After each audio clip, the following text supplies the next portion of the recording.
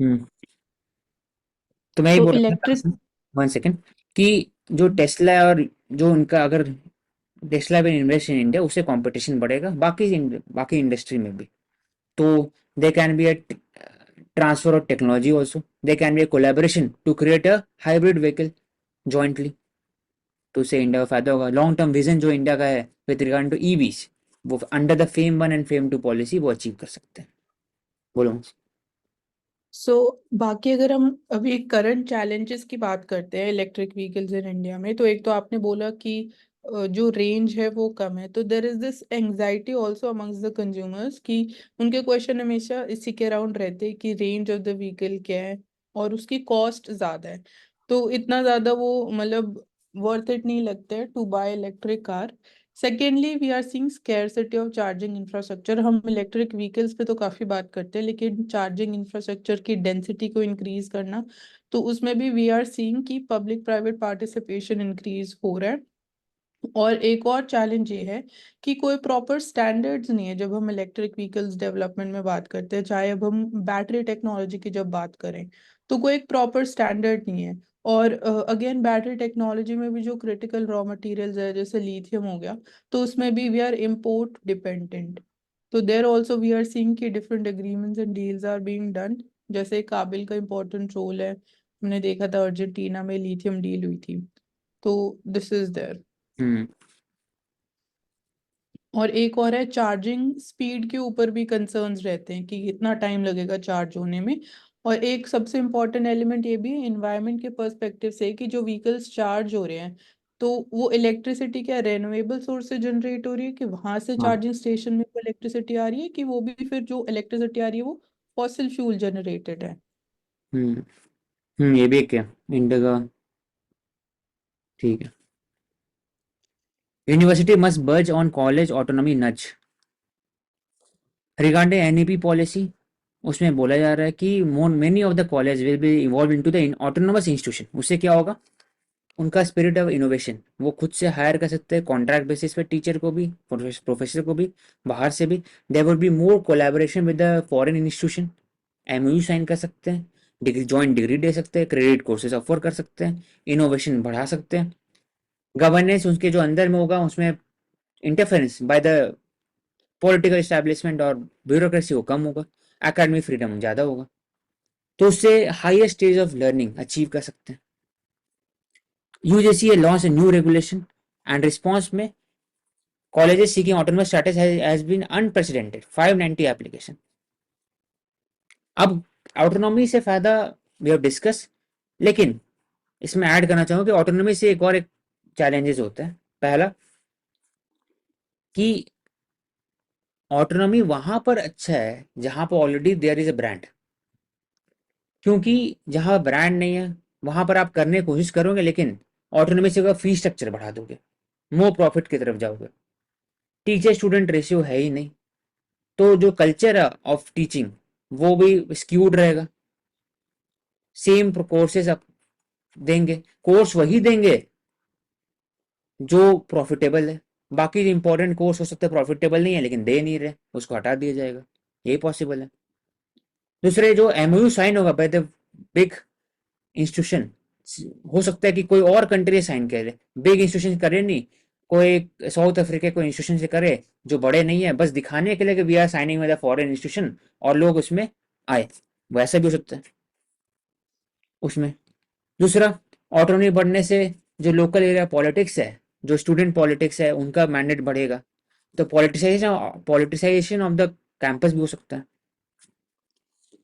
तो NIRF ranking है when it is talking about autonomy and performance of the colleges. तो इसमें बोले कि पॉजिटिव कॉन्सिक्वेंस ऑटोनॉमी का ओवरऑल, या तो मैंने हाईलाइट किया चैलेंजेस, लेकिन ओवरऑल पॉजिटिव कॉन्सिक्वेंस है। उससे खुद से टेलर कर सकते हैं, करिकुलम चेंज कर सकते हैं, जो लॉन्ग टर्म विजन है डीकोलोनाइजेशन का उसको भी अडॉप्ट कर सकते हैं। दूसरा, फिर जो ब्यूरोक्रेटिक मेथड है फंडिंग का वो हट करके इंडोमेंट बेसिस पे आ सकते हैं, खुद से फंड रेज कर सकते हैं। हो सकता है कि उनका ऐसा बना सकते हैं इंस्टीट्यूशन जो फंड रेज करे from the social stock exchange, BSc के अंदर में, वो फिर पैसा दे अकॉर्डिंग टू द रिसर्च कहाँ कहाँ पे इंडिया में हो रहा है, सबसे बड़े इंस्टीट्यूशन में ज़्यादा फंड मिलेगा ऑन द बेसिस एफिशिएंसी। वैसे ही फंड तरीका है करने का, जैसे हार्वर्ड और वो करते हैं इंडोमेंट बेसिस पर, डिसीजन मेकिंग स्ट्रीमलाइन होगा। That is why freedom to innovation, excellence और एकेडमिक स्टैंडर्ड हायर हो। That is why it is needed, autonomy is needed. Overall जो एसेंस है वो ऑटोनॉमी पर है।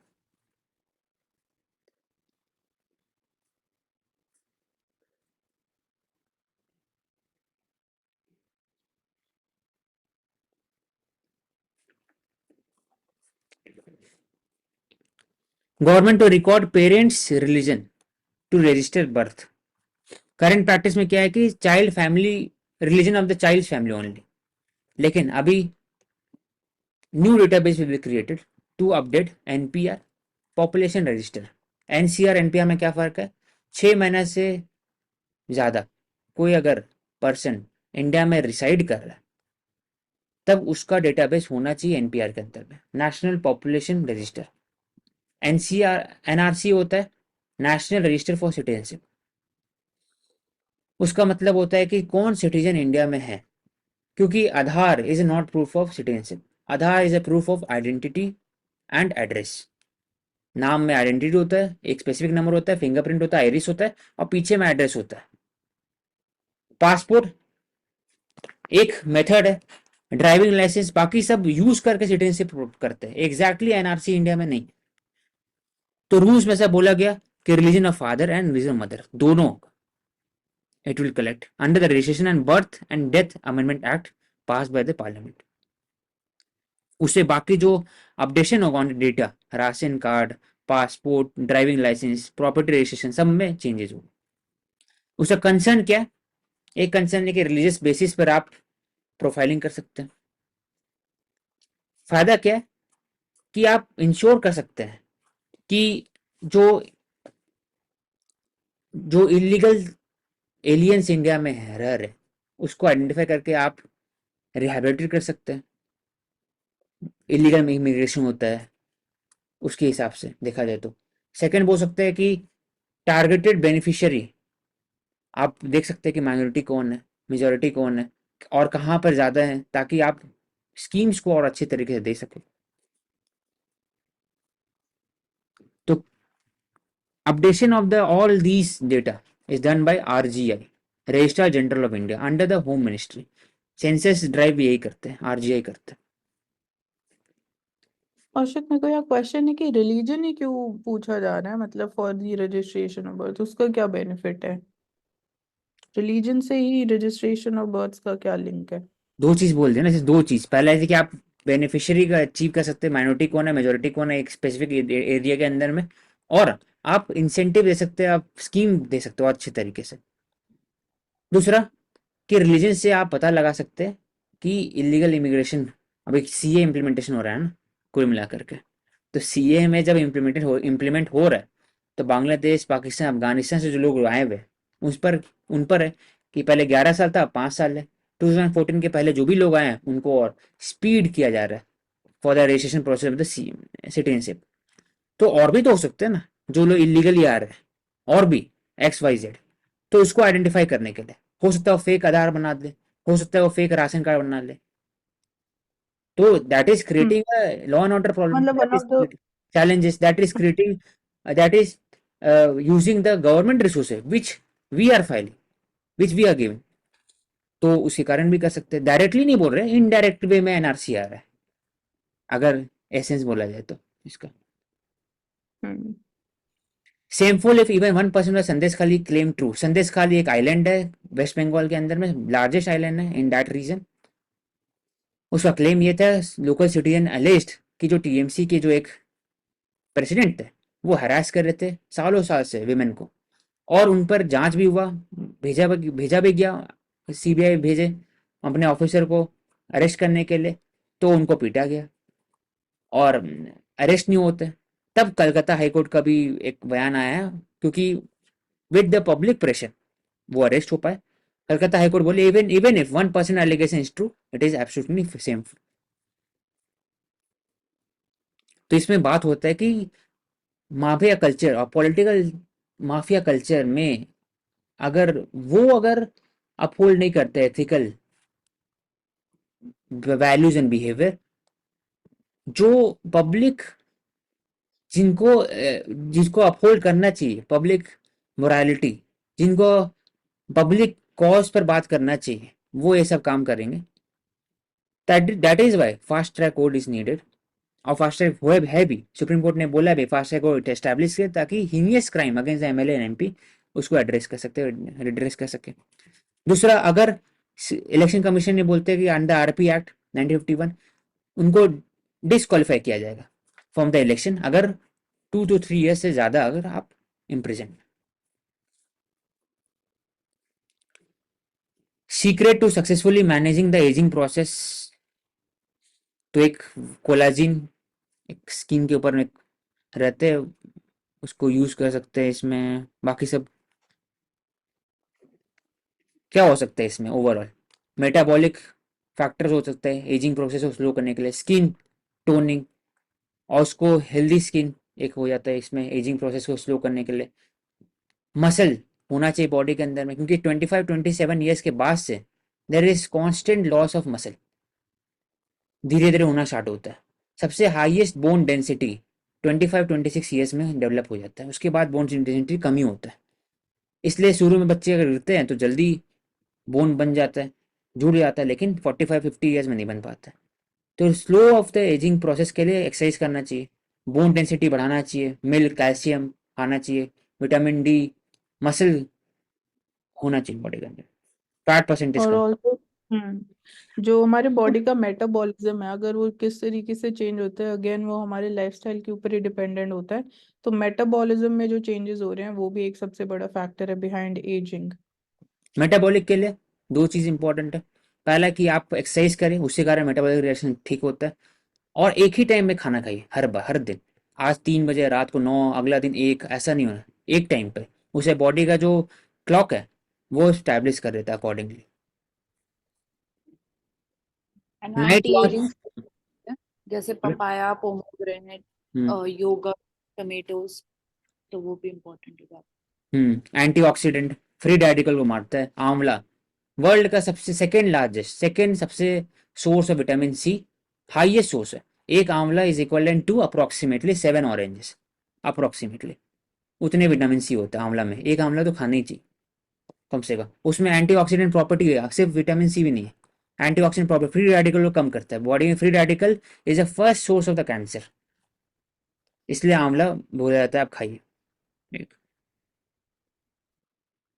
नाइट लॉन्च और अंगली प्राइम, दो डिफेंस से रिलेटेड है। आकाश तीर नाम है, Akash Teer. It is air defence capability. Project Akashdeep टू ब्लास्टर is air defence capability, army का air defence mechanism. Akash Teer project defence control के लिए, उससे anti ballistic missile, anti aircraft सब हो सकता है आकाश तीर। अग्नि प्राइम, अग्नि सीरीज में जो मिसाइल थे 1, 2, 3, 4, 5, सब में अप्रोक्सीमेटली 1000 किलोमीटर, जितने नाम है उतने अप्रोक्सीमेटली 1000 है।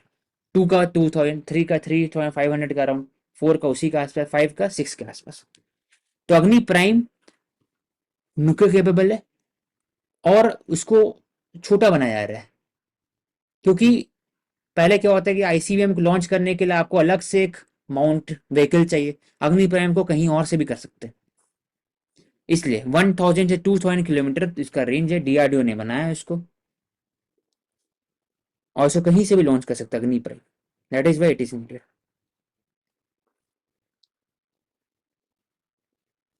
और आकाश तीर बात कर ले, क्यों अग्नि प्राइम को यूज किया जा रहा है? वो इंटर कॉन्टिनेंटल जैसे नहीं है, 5500 किलोमीटर नहीं है, वो स्पेसिफिक है, वो लाइट है, और उनको कहीं भी लॉन्च किया जा सकता है, वो कॉस्ट इफेक्टिव भी है, पैसा भी कम खर्च होगा इसमें, इसलिए।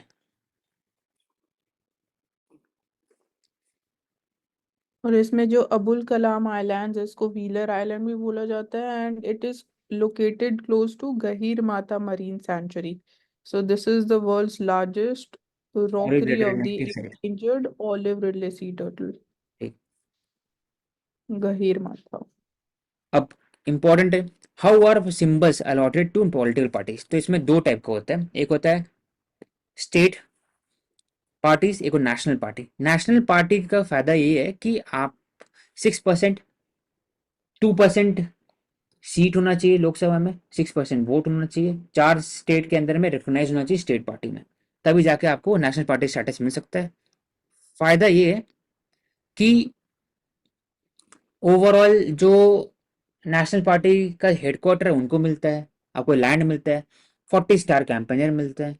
उसके बाद फिर जो सिंबल है it is uniform all over India, लेकिन बाकी के लिए नहीं होता। स्टेट पार्टी फॉर एग्जांपल यहाँ पर है झारखंड में, उनको जो सिंबल मिलेगा और फिर वो सोचेंगे कि दिल्ली में चुनाव लड़ना है तो उनको सिंबल अलग मिलेगा, तो एक इशू हो जाता है। क्योंकि पार्टी का एक ब्रांड होता है, उनका कल्चर होता है, उनका एक आइडियोलॉजी, उनका ऑब्जेक्टिव होता है, वो अचीव नहीं कर, इसलिए symbol becomes a very important tool for a democracy. और इससे कारण ही लोग जाके वोट देते हैं। Symbol it makes clear to the citizen कि तू किसको वोट देना है। कोई कोई लोग पढ़ नहीं पाते हैं, लिखा नहीं रहता है, नाम नहीं लिखा रहता है, वो सिर्फ सिंबल से आते हैं, पंजा छाप या कमल छाप जाके बस दे देते हैं।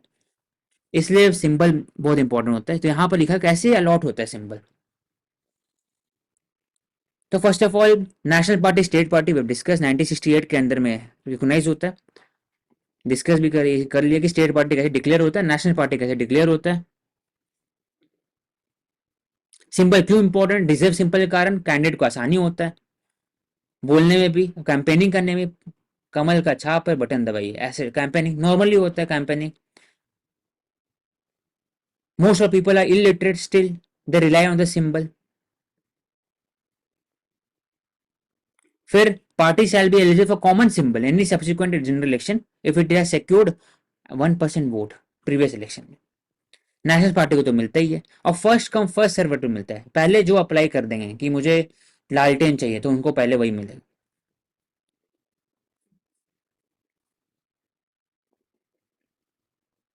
The candidates set up by the recognized party enjoy the advantage of being listed on the top of the ballot in a voting electoral electronic voting machine. जब इलेक्शन वोट करने आते हैं तो स्टार्टिंग ऊपर से देखना स्टार्ट करते हैं, देखते हैं 4th नंबर पर, 3rd नंबर पर, फिर क्लिक करते हैं ध्यान से देख करके। तो ओवरऑल जो इसलिए बोला जाता है कि रिकॉग्नाइज पार्टी होना चाहिए। अनरिकॉग्नाइज पार्टी में आप नीचे में रहेंगे, इंडिपेंडेंट कैंडिडेट में नीचे में रहेंगे, इसलिए it is decided by the EC under the election symbol order 1968, election commission of India. Bharatiya Nyaya Sanhita, example of decolonisation of IPC, CrPC and evidence act. Sakshya Sanhita, न्याय संहिता, नागरिक सुरक्षा संहिता, 3 है।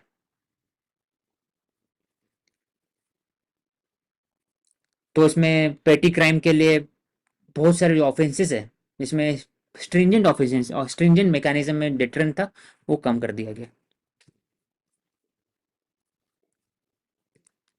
सेल्फ इंक्रिमिनेशन मतलब कि खुद ही गवाह है, खुद ही विटनेस है, खुद ही क्राइम किया, और आपको मार पीट के बोला जा रहा है कि आप खुद कोई बोले कि मैंने ही क्राइम किया, तो ऐसा नहीं हो सकता। Under the article 23 no person is accuse of any offence shall be compelled to be a witness against himself. तो बहुत सारे क्राइम को रैशनलाइज किया गया, हीनियस क्राइम को बस रखा गया, बाकी जगह को जो सेंटेंसेस है वो कम किया गया। कम्युनिटी सर्विस का प्रोग्राम लाया गया इसमें प्रोविजन, ये यूएस में है कि आपको 1000 आवर्स देना है। फॉर एग्जाम्पल आप 5000 रुपया चोरी किया, उसके लिए जेल थोड़ी भेजा जाएगा, आपको बोला जाएगा कि ठीक है आप 200 घंटे आप मनरेगा में काम करें या फिर पार्क सार्फ करे जा करके।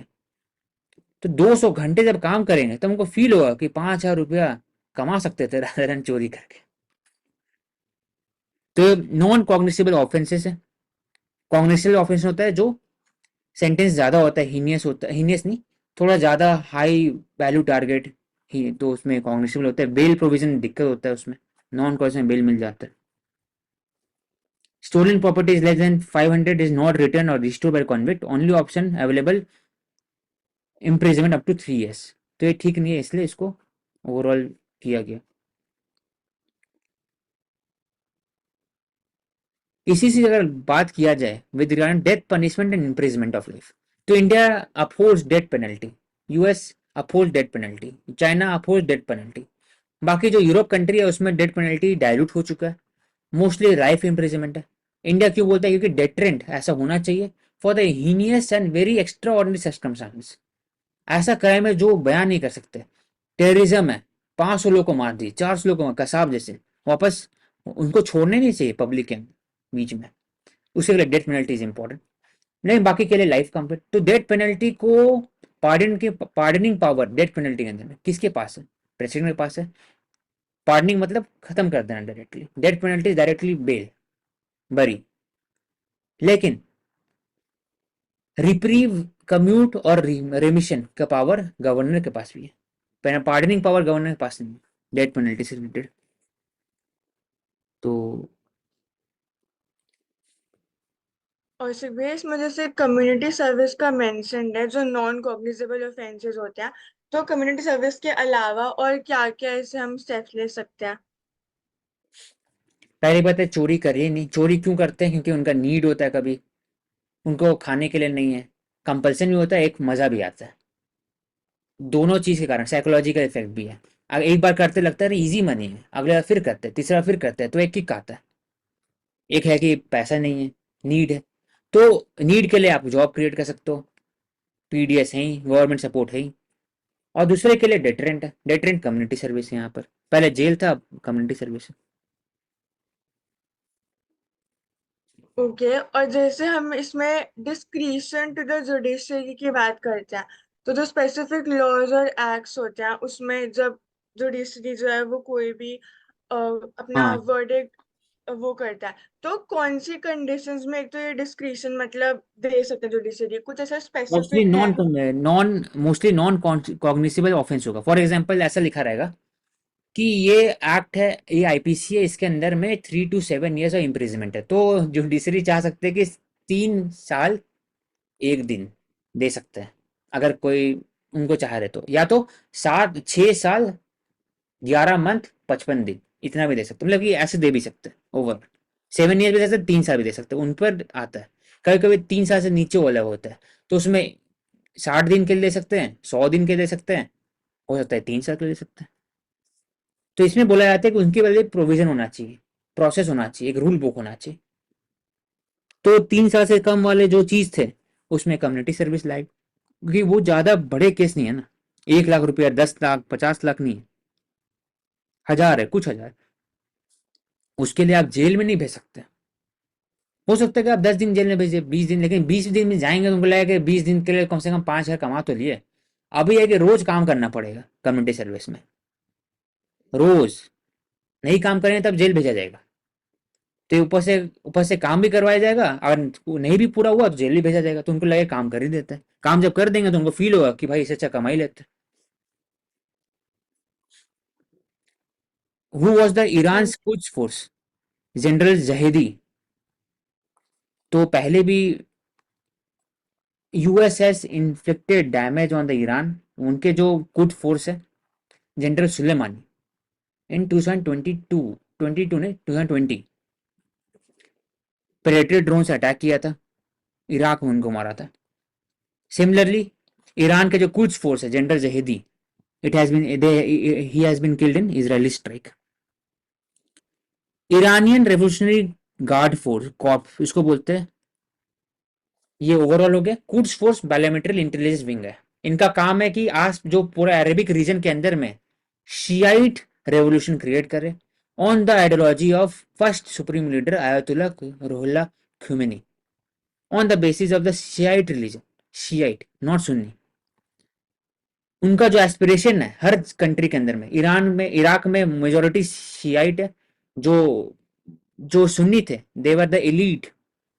जो सद्दाम हुसैन थे वो सुन्नी थे, वो एलीट थे। दैट इज वाई ईरान उस समय सपोर्ट कर रहे थे शियाइट को। तो मोस्टली जो शियाइट का मकसद रहता है कि हर एक स्टेट के अंदर में शियाइट पॉपुलेशन रहे। तो ग्लोबल टेररिज्म में शियाइट थोड़े कम है, उनका मकसद बहुत स्पेसिफिक रहता है। इसराइल को, गाजा को अलग करे इसराइल से, यमन को अलग करे। लेकिन जो सुन्नी होते हैं, सुन्नी का टेररिज्म होता है, it is global. Al Qaeda, Lashkar A Taiba, ISIS global है। उनका उनका जो रीच है वो श्रीलंका ईस्टर बॉम्बिंग में मिलेगा। इंडिया में एक IIT के थे गुवाहाटी के, वो भी इनरोल हुए थे ISIS के बारे में हाल फिलहाल, एक महीना पहले, एक दो हफ्ता पहले। तो यहाँ पे मिले स्लीपर सेल, इंडिया में मिलेगा। तो it is global, Shia it is local. Hezbollah Lebanon, Palestinian militant group Hamas Gaza, और Houthi in Yemen. He was a close friend of Soleimani. Soleimani जब डेथ हुआ तब ये बने थे। और फिर IRGC ये काम किया है ओवरऑल। जब भी ईरान का बात करें IRGC के बिना बात नहीं कर सकते कभी भी ईरान को। फॉर एग्जाम्पल उनका कैसा रोल है, पूरे इंटेलिजेंस डिपार्टमेंट वो कंट्रोल करते हैं, इंटरनल सिक्योरिटी कंट्रोल करते हैं, वो इस्लामिक शरिया प्रिंसिपल को अपहोल्ड करते हैं। शरिया पुलिस है, और वो देखते चेक करते घर घर जाकर कि वो काम कर रहे कि नहीं, बुर्का पहने कि नहीं, हिजाब पहने कि नहीं, या 5 टाइम नमाज कर रहे कि नहीं, वो भी अपहोल्ड करते हैं।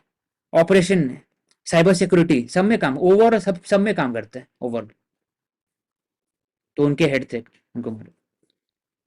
Before SC, can state levy excise duty on industrial alcohol? Alcohol is a key component of state revenue apart from gambling, और GST के अंदर में नहीं है। Petrol, diesel, alcohol, aviation fuel and gambling GST के अंदर में नहीं है। तो Karnataka is hike additional excise duty on the Indian made liquor 20%। और पूछा जा रहा है कि इंडस्ट्रियल अल्कोहल है ये, लोकल अल्कोहल नहीं है, क्या स्टेट के पास अधिकार है, स्टेट के पास, कि वो रेगुलेट कर सके? ये क्वेश्चन गया है 9 जज बेंच के पास, क्योंकि this is matter of federal matter, और फेडरल मैटर में कॉन्स्टिट्यूशन बेंच बड़े होते हैं 5 एंड अबव, और ओरिजिनल जुरिडिक्शन जो होगा वो सुप्रीम कोर्ट के पास होगा। तो अप्रैल 2 में क्वेश्चन पूछा गया, state government have the power to regulate and control the sale of the industrial alcohol. Industrial alcohol क्या यूज होता है? It is raw material to create other product. Human consumption के लिए भी होता है और दूसरे सब जगह होता है। फॉर एग्जाम्पल बोला जाए तो नेल पॉलिश रिमूवर से लेकर के कॉस्मेटिक, हर जगह अल्कोहल यूज होते हैं। तो 52 के अंदर यूनियन लिस्ट में 33 concurrent list mention industries whose control is declared by the parliament by the law by expedient in public interest. For example, कोई इंडस्ट्री है, it has been established under Companies Act, अब उसको उस पर issue कर सकते कि नहीं, टैक्सेशन कर सकते कि नहीं, ये क्वेश्चन उठा है। State law cannot be repugnant to it. Industrial alcohol is listed in the industry development regulation act 1951, इसलिए क्वेश्चन उठता है कि वो कर सकते हैं। पहले वो हुआ है तो 7 जज बेंच 1989 में बोला गया, उसने बोला है कि स्टेट लिस्ट में जो एंट्री है, they can regulate intoxicating liquor which are different from industrial alcohol. Supreme court acknowledge किए कि रेगुलेट कर सकते हैं अल्कोहल को, लेकिन आपको इंटॉक्सिकेटिंग और ड्रिंकेबल अल्कोहल को प्रिवेंट करना है यूसेस।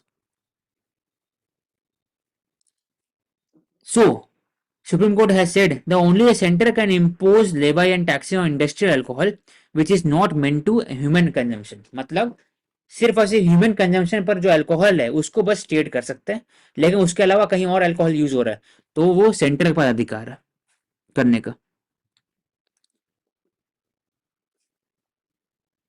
सेम हाल फिर प्रॉब्लम हुआ स्टेट ऑफ यूपी में, जब उनका बात होता है कि एथेनॉल प्रोडक्शन में वो भी तो अल्कोहल है, उसको किसके अंडर में आएगा, स्टेट के अंदर में आएगा कि सेंटर के अंदर में आएगा? क्योंकि शुगर इंडस्ट्री जो है वो कॉन्क्रीट लिस्ट में।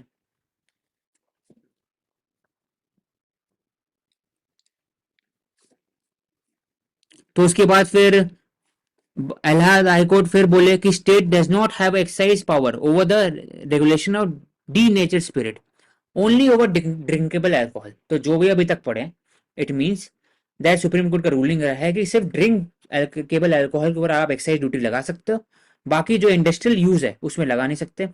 लेकिन बात क्या हो रहा है, यूपी बोल रहे हैं, हर जगह कंट्री, हर जगह स्टेट बोल रहे हैं कि जो ड्रिंकेबल अल्कोहल कम है और इंडस्ट्रियल प्रोडक्ट ज्यादा है, तो जो उनका जो रेवेन्यू है वो कलेक्शन कम होता है ओवरऑल। और स्टेट लिस्ट में भी लिखा हुआ है कि all liquid containing alcohol, liquor, spirit, intoxicant way used in the excise law before the constitution came into force. Union के पास पावर नहीं है, कोई फिनिश प्रोडक्ट पर काम करे, फिनिश प्रोडक्ट पर लगाए, वो कंकरेंट लिस्ट में लिखा हुआ है। तो ओवरऑल इसमें बोल सकते हैं कि अभी सुप्रीम कोर्ट के पास गया हुआ है, on the basis of their interpretation the power between the centre and state can be renegotiated, कि जो अल्कोहल है उनको रेगुलेट करना, उन पर एक्साइज ड्यूटी इंपोज करना किसके के अंदर में आता है, सेंटर के अंदर में आता है, स्टेट के अंदर में आता है। अभी तक जहां तक है स्टैंडिंग किया अभी तक में कि जो ड्रिंकेबल अल्कोहल है पीने के लिए ह्यूमन कंजम्पशन के लिए वो स्टेट कर सकते हैं, और जो बाकी इंडस्ट्रियल यूज के लिए टायर बनाने में, नेल पॉलिश रिमूवर बनाने में, फिर ब्लीचिंग बनाने के लिए, कार साफ करने के लिए अल्कोहल यूज होता है, हर एक चीज में वो सेंटर कर सकते हैं। तो we have ended. Karuna you can conclude. तो समरी फॉर टुडे इज, सबसे पहले हमने देखा कि इंक्लूसिविटी को कैसे प्रमोट करें, तो साइन लैंग्वेजेस का यूज हमने देखा इन आईपीएल, एंड सिर्फ आईपीएल में नहीं, telemedicine, then e learning and movie sector जो एंटरटेनमेंट सेक्टर है उधर भी हम इंक्लूसिव बना सकते हैं। In terms of water inclusivity, Jal Shakti Abhiyan becomes important. Then regarding the organ transplantation, NOTTO on the national level and then SOTO on the state level becomes important. NOTO, which was established under Transplantation of Human Organs and Tissues Act, जो कि act करता है for the removal, for the storage and for repository of the organs। यहाँ पे important हो जाता है कि हम ऑर्गन माफिया से डील करें, एंड देन सिस्टमैटिक एंड एक ऑर्गेनाइज डेटा जो है उसको क्रिएट करके रखें, जो कि हमें बताएगा प्रोक्योरमेंट कैसे हो रहा है, डोनेशन कैसे हो रहा है। देन कच्छथेवु इशू जो है उससे रिगार्डिंग रीजन हमने देखे, 1974 वॉर के बाद अपना मोरल सपोर्ट शोकेस करने के लिए इंडिया ने ट्रांसफर किया लैंड को, एंड जो लैंड था वो बैरन भी था। इसके अलावा यूनिलेटरल डिसीजन मेकिंग जो है वो रॉन्ग प्रेसिडेंट क्रिएट करेगा दूसरी कंट्रीज के लिए, एंड एक जो मॉरल स्ट्रेंथ होता है इंडिया के स्टैंड में उसको थोड़ा सा डिमिनिश करेगा। तो rule based order becomes a keyword here. इसके अलावा इसेंशियल मेडिसिन में हमने देखा कि अफोर्डेबल मेडिसिन की लिस्ट होती है जो कि NEML के अंदर क्रिएटेड होती है। इसके अलावा इंडिया जो है वो 13 लार्जेस्ट है वैल्यू के अकॉर्डिंग, एंड थर्ड लार्जेस्ट है वॉल्यूम के अकॉर्डिंग। यहाँ पे हमने बात की थी कि हारमोनियस बैलेंस हमने बना के रखा है, जो मैन्युफैक्चरर है उसके लिए भी प्रॉफिट मेंटेन रहे, एंड जो परचेजिंग पार्टी है उसके लिए भी वो अफोर्डेबल रहे। तो WPI इंपॉर्टेंट हो जाता है, जो कि हमें चेंजेस बताता है in the prices of goods at the wholesale level. इसके अलावा नेशनल फार्मास्यूटिकल प्राइसिंग अथॉरिटी का रोल आता है, जो कि एस्टैब्लिश हुई थी 1997 में under ministry of chemicals and petro fertilizers. Then surrogacy के एम्बिट से LGBTQ couples and then single जो लोग हैं उनको इंक्लूड नहीं किया गया है। रेंट अ वूम्ब इंडस्ट्री जो है गुजरात में मेजर हमने देखा था कि केसेस ज्यादा बढ़ रहे हैं। इसके अलावा मैंडेट जो है सरोगेसी एक्ट का उसको हमने बात की थी कि वाइडर होना चाहिए। इसके अलावा जो पेट्रियार्कल सोच है, इमेजिनेशन है जो फैमिली की, उसको थोड़ा कम करना चाहिए। प्रोस्टेट कैंसर की बात करते हैं तो it will be doubling by 2040। Metro cities जैसे दिल्ली, बैंगलोर, कैलकाटा उधर ज्यादा देखने को मिलता है। पॉपअप क्लिनिक आने चाहिए, मोबाइल टेस्टिंग मैन वैन्स आनी चाहिए। इसके अलावा टेस्टिंग ज्यादा होनी चाहिए जिससे हम इसको अर्ली स्टेजेस पे ही पकड़ सकते हैं। अर्बन वाटर सिस्टम क्राइसिस जो है उसमें हमने देखा रेनफॉल का पोटेंशियल बहुत ज्यादा होता है। 70% ऑफ जो नीड है वाटर की वो रेनफॉल से ही हम पूरी कर सकते हैं। तो rain water harvesting becomes important. जो स्टॉर्म वाटर ड्रेन्स है उसको ब्रॉडन करना चाहिए, वाटर मीटर यूज करना चाहिए, वाटर अवेयरनेस ड्राइव्स करनी चाहिए on also on the schools level and also on the community level. Cluster level development हमें करना चाहिए and related to water SDG 6 goal becomes important. EV sector की बात करते हैं तो Tesla is looking in India to set up an electric car plant. तो यहाँ पे इंपॉर्टेंट हो जाता है कि India third largest auto market है after China and USA। Tesla जैसी कंपनीज आने की वजह से कंपटीशन इंक्रीज होएगा हमारे लोकल मार्केट में, देन ट्रांसफर ऑफ टेक्नोलॉजी के भी चांसेस बढ़ जाएंगे, हाइब्रिड व्हीकल डेवलपमेंट के भी चांसेस बढ़ जाते हैं, फेम 1 एंड फेम 2 इंपॉर्टेंट हो जाता है। EV सेक्टर से ही रिलेटेड चार्जिंग स्टेशन की डेंसिटी हमें बढ़ानी चाहिए, एक डिफाइंड स्टैंडर्ड होना चाहिए उस टेक्नोलॉजी के लिए। देन अलग अलग चार्जिंग स्पीड होती है, उसके लिए भी एक डिफाइंड स्टैंडर्ड होना चाहिए। इसके अलावा सबसे इम्पोर्टेंट पॉइंट कि हमें ये इंपॉर्टेंट हो जाता है कि जो इलेक्ट्रिसिटी आ रही है जिससे चार्जिंग हो रही है वो रेन्यूएबल सोर्स से आ रही है कि नहीं। Then we talked about college की ऑटोनॉमी। कॉलेज की ऑटोनॉमी अगर होएगी तो कल्चर ऑफ ट्रस्ट बढ़ेगा, स्पिरिट ऑफ इनोवेशन बढ़ेगा, अकेडमिक इनोवेशन बढ़ेगा, जिससे फॉरेन लेवल्स को भी हम मैच कर पाएंगे। बट कुछ कुछ प्रॉब्लम्स भी होगी। फॉर एग्जाम्पल पॉलिटिसाइजेशन हो सकता है कैंपस का, लोकल एरिया स्टूडेंट पॉलिटिक्स पे इम्पैक्ट देखने को मिल सकता है। देन जो फंड्स हैं वो खुद से रेज करेंगे तो उसमें भी इम्पैक्ट देखने को मिल सकता है। इसके अलावा अगर पेरेंट का जो रिलीजन है वो हम रिकॉर्ड करते हैं टू रजिस्टर बर्थ, अभी तक किया होता है कि जो फैमिली है उसको कंसिडर किया जाता है, बट स्पेसिफिकली अगर पेरेंट्स को हम कंसिडर करते हैं तो यहाँ पे रोल आ जाएगा हमारा national population register. And then इसके अलावा आधार की हमने बात की थी कि Aadhaar is a proof of identity and address. Concerns यहाँ पे आ सकते हैं कि प्रोफाइलिंग हो सकती है रिलीजियस बेसिस पे, एंड इम्पॉर्टेंट चीजें हो सकती है कि जो इलीगल एलियंस है इंडिया में रह रहे हैं उनको आइडेंटिफाई कर पाएंगे, जो टारगेटेड बेनिफिशियरीज हैं उनको आइडेंटिफाई कर पाएंगे, जिससे आउटरीच गवर्नमेंट की बढ़ेगी। एजिंग की बात करते हैं तो एंटीऑक्सीडेंट रिच फूड इंपॉर्टेंट हो जाता है, जिसमें आंवला, पपाया। बोन डेंसिटी बेटर होनी चाहिए, लाइफस्टाइल अच्छा होना चाहिए, एक्सरसाइज करनी चाहिए हमको। देन आकाश तीर की बात की थी, एयर डिफेंस कैपेबिलिटी के लिए इंपॉर्टेंट है। इंपॉर्टेंट हो जाएगा डेवलप करने के लिए automated air defence control and reporting procedure. इसके अलावा अल्कोहल की हमने बात की कि it is not under GST, and gambling का यहाँ पे हमने डिस्कस किया। देन इंडस्ट्रियल अल्कोहल किसकी स्पेसिफिकली राइट्स होंगी, कौन यूज करेगा to create the secondary products, या फिर डायरेक्ट कंजम्पशन के लिए बना भी है कि नहीं बना है, स्टेट गवर्नमेंट का क्या रोल होगा। इसके बाद हमने बात की थी अग्नि प्राइम के बारे में, जो कि न्यूक्लियर केपेबल होगा। इसका हम साइज जो है वो डिक्रीज करना जा रहे हैं, एंड डेवलप किया गया था डीआरडीओ के द्वारा। इंटरकॉन्टिनेंटल नहीं है। एंड अब्दुल कलाम आइलैंड जो कि इम्पोर्टेंट हो जाता है, जहाँ से हम टेस्टिंग कर भी रहे हैं। इसके पास हो जाता है रिडले टर्टल, जहाँ पे सबसे ज्यादा मिलता है गरिमथा मरीन नेशनल पार्क। जो रिडली टाइटल है, रिडली टर्टल है, वो वल्नरेबल है IUCN status. So that is all for today, thank you. Thank you, everyone. We will take up new set of important discussion so that we can improve daily on our thinking abilities for the examination due to Nuan Sarkar.